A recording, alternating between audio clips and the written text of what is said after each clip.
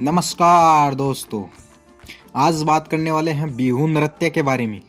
बिहू नृत्य का नाम तो आपने शायद सुना ही होगा। असम राज्य का लोक नृत्य है, तो उसी के बारे में आज बात करने वाले हैं। बिहू नृत्य की अगर बात की जाए तो बिहू त्योहार पर किया जाने वाला एक नृत्य है। मतलब कि बिहू नृत्य भी है और बिहू त्योहार भी है। बिहू त्योहार पर बिहू नृत्य किया जाता है। कहने का मतलब बिहू त्योहार पर यह किया जाता है विशेष रूप से। अब बात करते हैं बिहू त्योहार की। तो बिहू त्योहार को बोहाग बिहू के नाम से भी जाना जाता है, रंगोली बिहू के नाम से भी जाना जाता है। इसी त्योहार पर बिहू नृत्य किया जाता है और बिहू त्योहार, बोहाग त्योहार या फिर रंगोली बिहू भी इसे कहते हैं। तो रंगोली बिहू वर्ष में 3 बार आता है। वर्ष में यह त्योहार 3 बार आता है। पहला वैशाख महीने में, दूसरा कार्तिक महीने में और तीसरा माघ महीने में। तो तीनों की बात करते हैं। सबसे पहले वैशाख महीने वाले की बात करते हैं।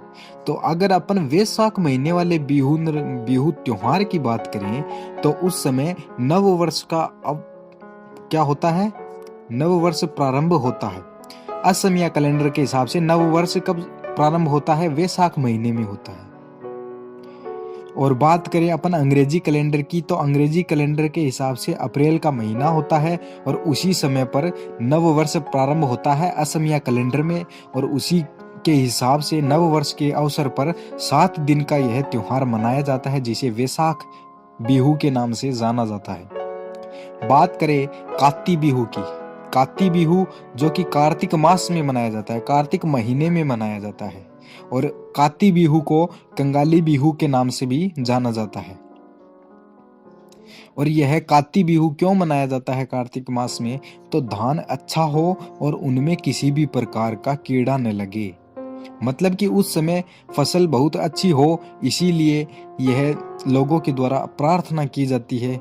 तो इसीलिए कार्तिक या फिर कंगाली बिहू मनाया जाता है कार्तिक महीने में, और उस समय धान की कटाई होने शुरू हो जाती है शायद। अब बात करते हैं भोगाली बिहू की। तो इसे माघ बिहू भी कहा जाता है। माघ महीने में मनाने के कारण इसे माघ बिहू भी कहा जाता है। और भोगाली बिहू की अगर बात करें तो इस त्योहार पर खान पान धूमधाम से होता है, इसीलिए इसे भोगाली बिहू के नाम से जाना जाता है। इस समय चावल, नारियल, गन्ना इत्यादि फसल भरपूर होती है और इन्हीं से भोज्य पदार्थ बनाए जाते हैं और उनका भोग किया जाता है, उन्हें खाया जाता है। बात करते हैं बिहू नृत्य की। अभी हमने तीनों बिहू त्योहारों की बात कर ली। इन्हीं तीनों त्योहारों पर बिहू नृत्य किया जाता है। किसानों के द्वारा किया जाता है, खेतों में किया जाता है, नदियों के किनारे किया जाता है, पेड़ के नीचे किया जाता है यह नृत्य, और इसमें लाल कलर की प्रधानता होती है। तो बिहू नृत्य का सबसे प्राचीन चित्रण 9वीं शताब्दी से हमें मिलता है। तेजपुर और दर्रांग जिला है असम का तेजपुर और दर्रांग जिला है। तो वहां से मूर्तियां प्राप्त हुई है और उन्हीं से हमें पता चलता है कि 9वीं शताब्दी में भी बिहू नृत्य प्रचलन में हुआ करता था। फिर बात करते हैं, एक और हमें तथ्य मिलता है, तो वह 14वीं शताब्दी का चूटिया साम्राज्य के राजा लक्ष्मी नारायण के शिलालेखों से हमें जानकारी मिलती है बिहू नृत्य की। तो 2 जानकारी हमें मिलती है इतिहास में। पहला 9वीं शताब्दी में तेजपुर और दर्रांग जिलों से जो मूर्तियां मिली है उनसे, और दूसरा 14वीं शताब्दी में चूटिया साम्राज्य के राजा लक्ष्मी नारायण के शिलालेखों से।